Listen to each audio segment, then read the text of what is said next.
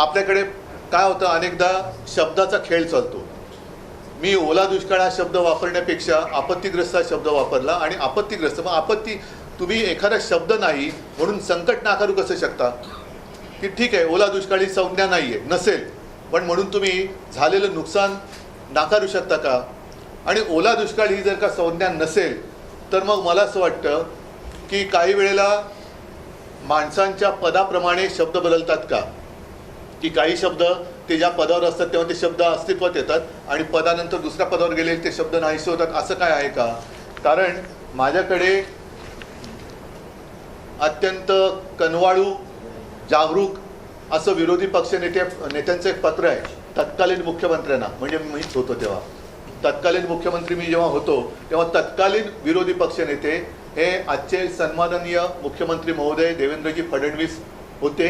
आणि त्यांनी तेव्हा मुख्यमंत्र्यांनी एक पत्र दिलं होतं. त्या पत्रातल्या 4 ओळी मी वाचतो. आता ही तारीख आहे 16 ऑक्टोबर 20. आणि परतीच्या पावसाने मराठवाडा, पश्चिम महाराष्ट्र आणि विदर्भातील अनेक जिल्ह्यांमध्ये झालेल्या प्रचंड नुकसानीबाबत आता तरी केवळ घोषणा न करता तातडीने थेट मदत देण्याबाबत. आणि त्याच्यात त्यांनी म्हटले की परतीच्या पावसाने मराठवाडा आणि विदर्भातील अनेक जिल्ह्यांमध्ये अक्षरशः हाहाकार माजवला. शेतकऱ्यांचे अतोनात नुकसान झाले आहे. मदतीसाठी तो अर्जव करत आहे.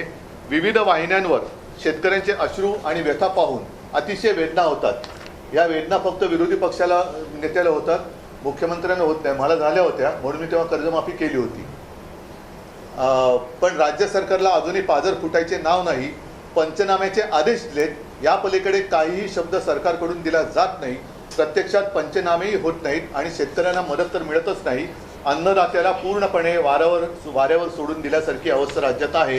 हे बाकीचं सगळं पत्र आहे. आता त्यातल्या शेवटच्या ज्या 2-3 ओळी आहेत, 2च, की नुकसानीची व्यापकता आणि सार्वत्रिक झालेले नुकसान पाहता तातडीने ओला दुष्काळ जाहीर करून दुष्काळाच्या निकषाप्रमाणे ही मदत दिली गेली पाहिजे. आपण तातडीने लक्ष घालावे ही विनंती. आपला गिचपीड देवेंद्र फडणवीस. नाही, गिचपीड म्हणजे त्यांची सही आहे तसं मी म्हटलं, मला वाचता नाही वाचता येतं तो बघा तुम्ही सही. पण अशी हे त्यांनी त्यावेळेला दिलेलं हे पत्र आहे. आता तेव्हा ओला दुष्काळी संज्ञा होती आणि मग तुमचं सरकार आलं होती संज्ञा काढली का? तर हे फालतू शब्दाचे खेळ करू नका. त्यावेळेला सुद्धा आमची नियत काढली गेली, सगळं काढलं गेलं, पण शेतकऱ्याला आज जी मदत पाहिजे ती अजूनही दिली जात नाही आहे. मुख्यमंत्रीमध्ये पंतप्रधानांना भेटून आले. पंतप्रधान तिकडे प्रस्तावाची वाट बघतायत आणि मुख्यमंत्री आपला अभ्यास चालू आहे. 2 उपमुख्यमंत्री, 2 हाफ आणि 1 फुल 2 हाफ असे त्यांचा अभ्यास आणि प्रस्ताव बनवणं सुरू आहे. आता हे जे काय थोतांड आहे, केंद्राचं पथक, माझ्या माहितीप्रमाणे, आपल्याकडे माहिती असेल तर मला, मी चुकीचं बोलत असेल तर मला करेक्ट करा, की केंद्राचं पथक अजूनही राज्यात आलेलं नाही. केंद्राचं पथक येणार केव्हा, येणार की नाही येणार, आल्यानंतर त्यांची सगळी पाहणी होणार कधी, मग त्यांचे पंचनामे होणार कधी, म्हणजे हे सगळं या सरकार म्हणजे एकदम निर्दयीपणाने हा कारभार चाललेला आहे. एक तर तातडीने मी पुन्हा त्याचा पुनरुच्चार करतो की शेतकऱ्याचं कर्ज माफ झालं पाहिजे. तुम्ही त्याला ओला दुष्काळ म्हणा, नाही तर तुमच्या अकलीचा दुष्काळ म्हणा, काही म्हणा, पण शेतकरी आज संकटात आहे. शेतकऱ्याला ताबडतोब हेक्टरी 50,000 रुपये मदत झाली पाहिजे. बाकीचे सुद्धा खूप विषय आहेत, कारण घरदारं वाहून गेलेली आहेत. पंतप्रधान आवास योजना हे मी यापूर्वी सुद्धा बोललेलं, तशी ग्रामीण योजना परत एकदा आणा किंवा नव्याने आणा.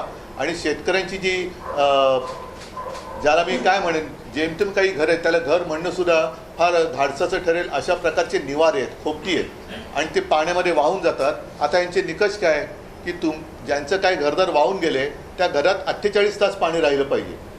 हा कुठला निकष आहे? तर ही जी सगळी तात्पुरत्या स्वरूपातली घरं आहेत त्यांना नुसती डागडुजी नाही तर त्यांना पक्क्या स्वरूपाची घरं ही प्रधानमंत्री आवास योजनेतून फुकटात बांधून दिली गेली पाहिजेत. शाळासुद्धा ताबडतोब सुरू केल्या गेल्या पाहिजेत. आणि पहिली महत्त्वाची गोष्ट, याच्यातसुद्धा माझ्याकडे माहिती आलेली नाही, पण जेव्हा मी मुख्यमंत्री होतो आणि पश्चिम महाराष्ट्रामध्ये अतिवृष्टी झाली होती, मी त्या छावण्यांना सुद्धा भेट दिली होती. नागरिकांचं आम्ही स्थलांतर केलं होतं. त्यांना सुरक्षित ठिकाणी त्यांना निवारे उपलब्ध करून दिले होते. मग काही कॉलेजेस असतील, काही आणखीन कोणाच्या बिल्डिंग होत्या, काही ठिकाणी आम्ही छावण्या उभारल्या होत्या. त्यांना तिकडे आम्ही हलवलं होतं. त्यांच्या आरोग्याची सुद्धा आम्ही एक व्यवस्था केली होती, कारण असा पाऊस झाल्यानंतर रोगराई पसरण्याचा धोका असू शकतो. त्याच्यामुळे ताबडतोब या नागरिकांना सुरक्षित आणि चांगल्या ठिकाणी हलवून त्यांच्या आरोग्याची काळजी घेण्याची गरज आहे. गुरांनासुद्धा, ज्यांची गुरं आता आहेत काही वाहून गेली आणि जी गुरं आहेत त्यांना खायला कडबा नाही आहे, म्हणजे इथपर्यंत परिस्थिती आहे. तर त्या गुरांनासुद्धा काही रोगराई होऊ नये आणि तातडीने त्या गुरांची सुद्धा काही तुम्ही कुठून आणा, कडबा आणा. म्हणजे परिस्थिती अशी आहे की 80 कोटी लोकांना देशातल्या माननीय प्रधानमंत्री फुकटात धान्य देतात, पण हे धान्य जो पिकवतो तो शेतकरी आज उपाशी मरतोय. त्या शेतकऱ्याला तुम्ही अन्नधान्य का देत नाही आहात? त्या शेतकऱ्याच्या सुद्धा आरोग्याची काळजी कोण बघणार आहे? म्हणजे ह्या मदतीचे जे कागदी घोडे आहेत, हे कागदी घोडे तुम्ही नुसते नाचवत बसू नका, पण ताबडतोबीने शेतकऱ्यांबरोबर ज्या नागरिकांची घरंदारं वाहून गेलेली आहेत त्यांना चांगल्या ठिकाणी हलवून त्यांच्या छावण्या चांगल्या उभारल्या पाहिजे. छावण्या म्हणजे छळे छावण्या नव्हे, पण चांगल्या निवाऱ्याची सोय केली गेली पाहिजे. त्यांची घरंदारं नीटनेटकी होत नाही तोपर्यंत त्यांच्या आरोग्याची काळजी घेतली पाहिजे. शाळांची सुद्धा आता एक स्वच्छता मोहीम करून शाळा लवकर सुरू केल्या पाहिजेत. नंतर अनेक ठिकाणी शेत जमिनी वाहून गेल्या आहेत, खरडून गेलेल्या आहेत. त्यांचं नुकसान तर फार मोठं आहे, पण शेत जमिनीबरोबर रस्तेसुद्धा वाहून गेलेत. म्हणजे अनेक ठिकाणी गावांचा किंवा वस्त्यांचा संपर्कच तुटलेला आहे. तर ताबडतोबीने तिकडे रस्त्यांची कामं सुरू झाली पाहिजेत. खूप मोठी कामं आहेत, खूप मोठं हे संकट आहे. परत एकदा सांगतो, आम्हाला याच्यामध्ये राजकारण आणायचं नाही, पण आम्ही किती जरी म्हटलं तरी सरकार ज्या पद्धतीने कामकाज करते किंवा करत नाही आहे हे मात्र संतापजनक आहे.